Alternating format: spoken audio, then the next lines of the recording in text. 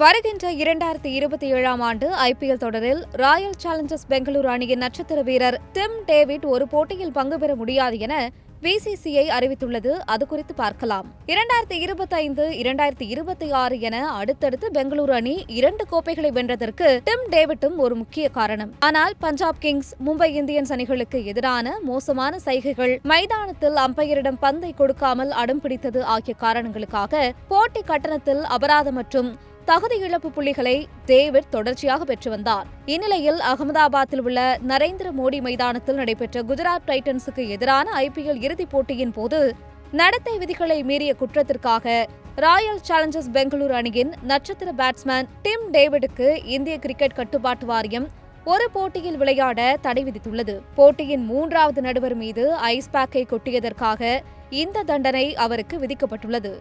ஆட்டத்தின் 10வது ஓவரில் வாஷிங்டன் சுந்தருக்கு நாட் அவுட் வழங்கப்பட்ட சமயத்தில் ஆர்சிபி வீரர்கள் கடும் அதிருப்தியில் இருந்தனர். அப்போது டிம் டேவிட் மைதானத்தில் இருந்த கள நடுவர் நிதின் மேனனை நோக்கி ஆத்திரத்துடன் ஐஸ் பேக் ஒன்றை வீசினார். இது ஐபிஎல் நடத்தை விதிகளை மீறிய செயலாகும். இதனால் 2027ஆம் ஆண்டு ஐபிஎல் தொடரில் டிம் டேவிடால் தன்னுடைய முதல் ஐபிஎல் போட்டியில் பங்கு பெற முடியாது. அவர் அடுத்த ஆண்டு எந்த அணிக்காக விளையாடினாலும் இந்த தடை பொருந்தும் என பிசிசிஐ தெளிவுபடுத்தியுள்ளது குறிப்பிடத்தக்கது.